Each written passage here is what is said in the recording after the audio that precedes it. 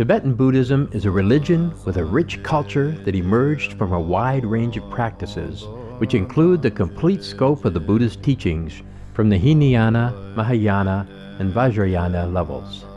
Different groups belonging to Tibetan Buddhism include the Nyingmapa, founded by Padmasambhava, Kagyupa, founded by Tilopa, Sakyapa, founded by Gongchuk Gyalpo and his son Gunga Ninpo, and Gelugpa, founded by Song Kappa Lobsang Drakpa.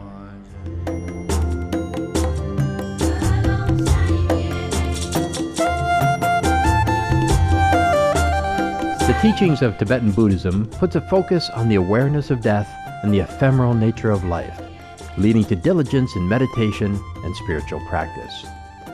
Mandalas, prayer flags, and tanka paintings are visual imagery used as reminders for practitioners on the path.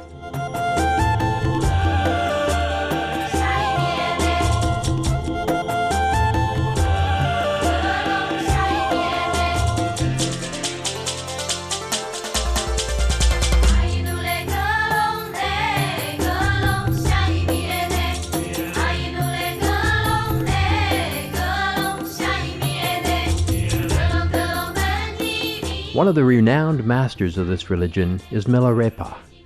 Magician, yogi, poet, hermit, many names have been attributed to this most famous figure of Tibet's history. This Himalayan saint lived from 1052 to 1135, and his story of personal redemption has continued to be an inspiration to many generations.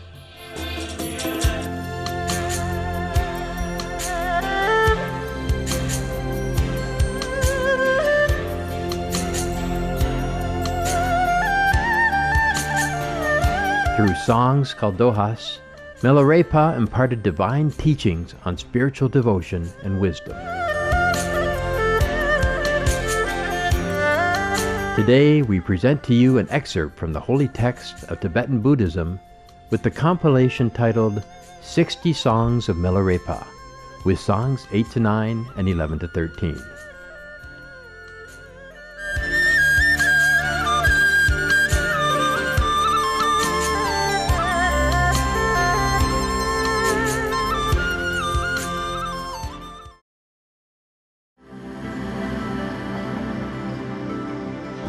Song 8. A yogi who had great faith in Milarepa came with other patrons, bringing copious offerings, and they asked Milarepa how he had managed to undergo the trials of his probationship and had exerted himself. Milarepa answered with, The 6 resolutions. When one has lost interest in this world, his faith and longing for the Dharma is confirmed. To relinquish one's home ties is very hard. Only by leaving one's native land can one be immune from anger. It is hard to conquer burning passions towards relatives and close friends. The best way to quench them is to break all associations. One never feels that one is rich enough. Contented, he should wear humble cotton clothes. He may thus conquer much desire and craving.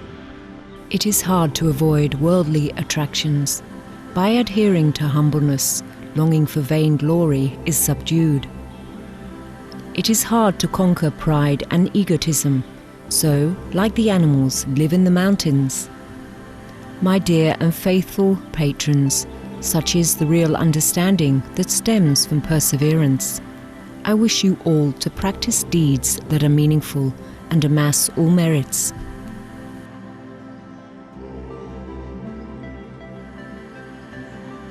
Milarepa went out one day for alms, and coming to a meeting of Dharma followers was ridiculed.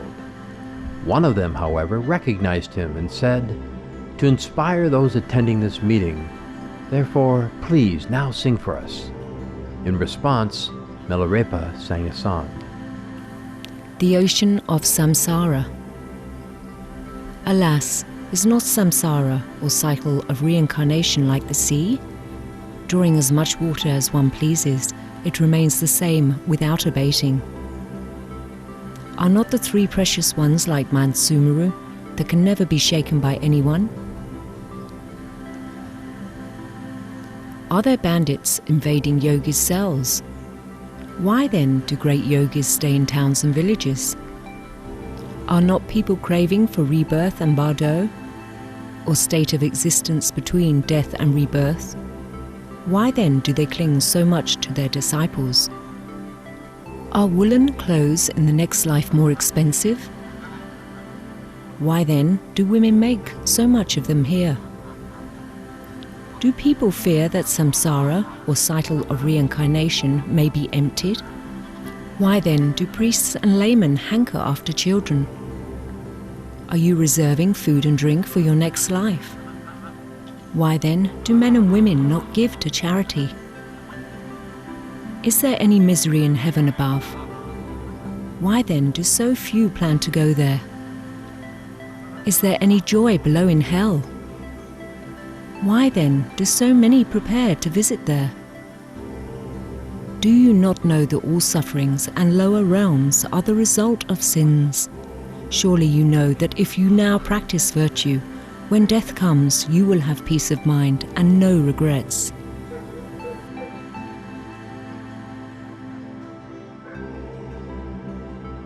Traveling with his disciples, Milarepa came to Dinri Namar, where he inquired for the name of the outstanding patron. Learning that the physician Yang Ning was a devoted Buddhist, he proceeded to his house, where the physician said, "It is said that Jetsun Milarepa can use anything at hand as a metaphor for preaching. Now, please use the bubbles of water in this ditch before us as a metaphor and give us a discourse." In response, Jetsun sang a song. The fleeting bubbles. I pay homage to my gracious Guru. Pray make everyone here think of the Dharma. As he said once, like bubbles is this life, transient and fleeting. In it no assurance can be found. A layman's life is like a thief who sneaks into an empty house. Know you not the folly of it? Youth is like a summer flower. Suddenly it fades away. Old age is like a fire spreading through the fields. Suddenly 'tis at your heels. The Buddha once said, "Birth and death are like sunrise and sunset. Now come, now go." Sickness is like a little bird wounded by a sling. Know you not health and strength will in time desert you? Death is like an oil-dry lamp after its last flicker. Nothing, I assure you, in this world is permanent. Evil karma is like a waterfall, which I have never seen flow upward. A sinful man is like a poisonous tree. If you lean on it, you will injured be. Transgressors are like frost-bitten peas. Like spoiled fat, they ruin everything. Dharma practitioners are like peasants in the field. With caution and vigor, they will be successful. The Guru is like medicine and nectar. Relying on him, one will win success. Discipline is like a watchman's tower. Observing it, one will attain accomplishment. The law of karma is like samsara's cycle of reincarnation wheel. Whoever breaks it will suffer a great loss. Samsara, cycle of reincarnation, is like a poisonous thorn in the flesh. If not pulled out, the poison will increase and spread. The coming of death is like the shadow of a tree at sunset. It runs fast and none can halt it. When that time comes, what else can help but holy Dharma? Though Dharma is the font of victory, those who aspire to it are rare. Scores of men are tangled in the miseries of samsara, cycle of reincarnation. Into this misfortune born, they strive by plunder and theft for gain. He who talks on Dharma with elation is inspired, but when a task is set him, he is wrecked and lost. Dear patrons, do not talk too much, but practice the holy Dharma.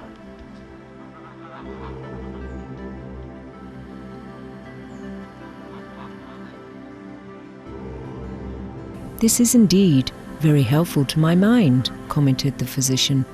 But please preach still further for me on the truth of karma and the suffering of birth, old age, illness and death. thus enabling me to gain a deeper conviction in Buddha Dharma. In response, the Jetsons sang, "Please listen to these words, dear friends here assembled. When you are young and vigorous, you ne'er think of old age coming, but it approaches slow and sure like a seed growing underground. When you are strong and healthy, you ne'er think of sickness coming, but it descends with sudden force like a stroke of lightning. When involved in worldly things, you ne'er think of death's approach. Quick it comes like thunder crashing round your head. Sickness, old age and death ever meet each other as do hands and mouth. Waiting for his prey in ambush, Yama, or Lord of Hell, is ready for his victim when disaster catches him. Sparrows fly in single file.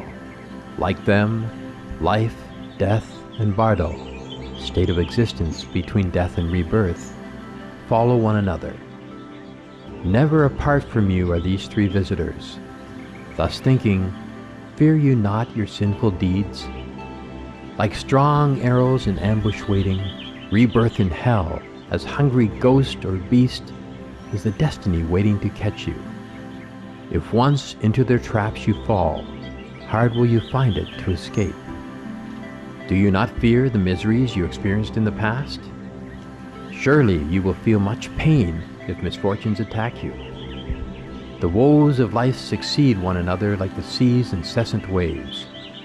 One has barely passed before the next one takes its place. Until you are liberated, pain and pleasure come and go at random, like passers-by encountered in the street. Pleasures are precarious, like bathing in the sun. Transient too are snowstorms which come without warning. Remembering these things, why not practice the Dharma?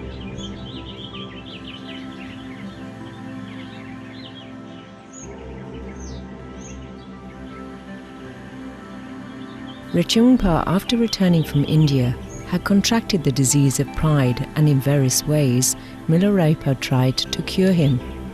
As his disciple required food, they went for alms, but were abused by an old woman who declared that she had no food. The next morning they found her dead, and Milarepa said, "Rinpoche, like this woman, every sentient being is destined to die, but seldom do people think of this fact. So they lose many opportunities to practice the Dharma. Both you and I should remember this incident and learn a lesson from it."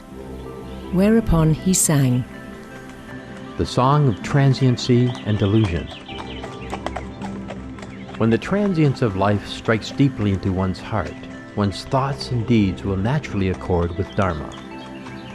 If repeatedly and continuously one thinks about death, one can easily conquer the demons of laziness. No one knows when death will descend upon him, just as this woman last night. Rinpoche, do not be harsh, and listen to your Guru.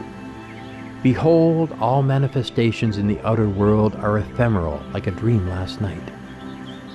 One feels utterly lost in sadness when one thinks of this passing dream. Rinpoche, have you completely awakened from this great puzzlement? Oh, the more I think of this, the more I aspire to Buddha and the Dharma. The pleasure-yearning human body is an ungrateful creditor.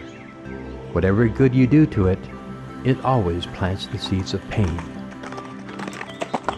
This human body is a bag of filth and dirt. Never be proud of it, Rinpoche, but listen to my song. When I look back at my body, I see it as a mirage city.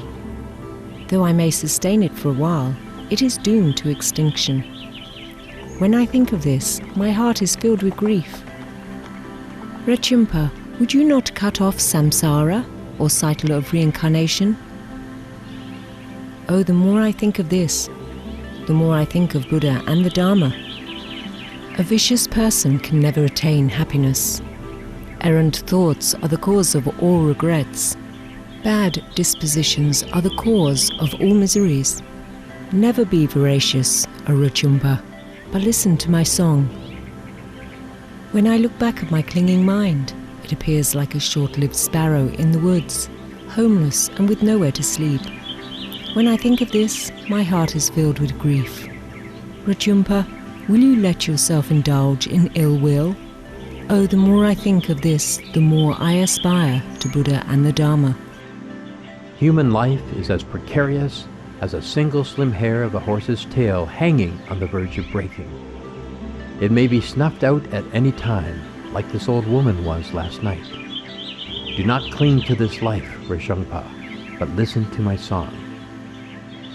When I observe inwardly my breathings, I see they are transient, like the fog. They may vanish any moment into naught. When I think of this, my heart is filled with grief. Rishungpa, do you not want to conquer that insecurity now? Oh, the more I think of this, the more I aspire to Buddha and the Dharma. To be close to wicked kinsmen only causes hatred. The case of this old woman is a very good lesson. Rishungpa, stop your wishful thinking and listen to my song. When I look at friends and consorts, they appear as passers-by in the bazaar. Meeting with them is only temporary, but separation is forever. When I think of this, my heart is filled with grief. Rajumpa, do you not want to cast aside all worldly associations? Oh, the more I think of this, the more I think of Buddha and the Dharma. A rich man seldom enjoys the wealth that he has earned. This is the mockery of karma and samsara, or cycle of reincarnation. Money and jewels gained through stinginess and toil are like this old woman's bag of food. Do not be covetous, Rajumpa, but listen to my song. When I look at the fortunes of the rich, they appear to me like honey to the bees. Hard work, serving only for others' enjoyment, is the fruit of their labor. When I think of this, my heart is filled with grief. Rajumpa, do you not want to open the treasury within your mind? Oh, the more I think of this, the more I aspire to Buddha and his teachings.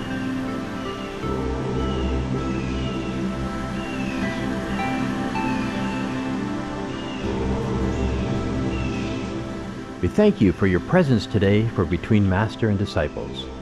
Please stay tuned for Planet Earth, Our Loving Home.